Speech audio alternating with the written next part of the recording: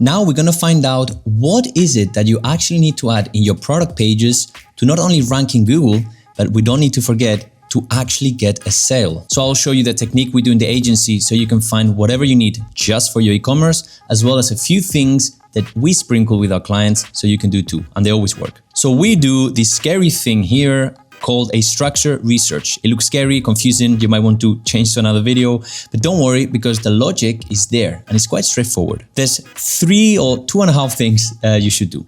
The first one, like always, before anything, think and brainstorm. You, if it's you the owner or the manager doing this task, probably have a lot of market knowledge about the product and what is it that your clients want. So what I want you to do is a thinking exercise. This thinking exercise is, instead of having a website, imagine you're in your shop and then someone comes in and says, I want to buy this. However, it's not that easy. You don't just give them the product.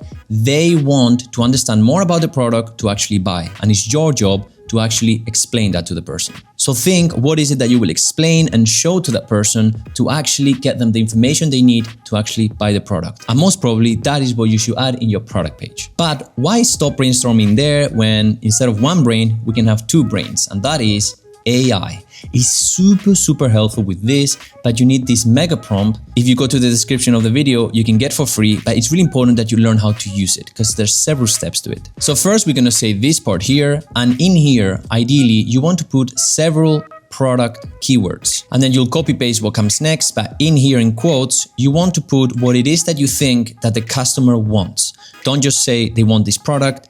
What is it that they want? Why would they have a need to buy that product? What's their pain point? This is for my client right here. In this step, and you might not need to do it, and I'll explain why later, is you need to explain to ChatGPT in this case, the variables that people are using to find your product. So again, if you look closely, they want, and then you can paste again what you added in here as an explanation. You don't need to type it again. So I say, for example, they want this, but they also want this. And if you see a few of my keywords, you see that they are variables. For example, Galapagos packages, honeymoon. Those are specific types of people, right? So you can explain what that variable means. They want a package focus and on a specific variable, in this case, a couple doing their honeymoon.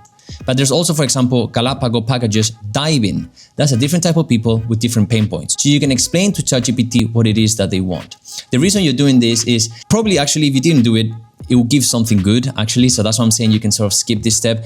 But the more examples you give, the better the answer is going to be from ChatGPT. And then finally, don't worry, no need to fill anything here up. You just copy paste this. Again, it's in the prompt. So in the prompt, number 1 is here, number 2 is here, and number 3 is here. With X, I've added the things that you need to type yourself. And then look at this.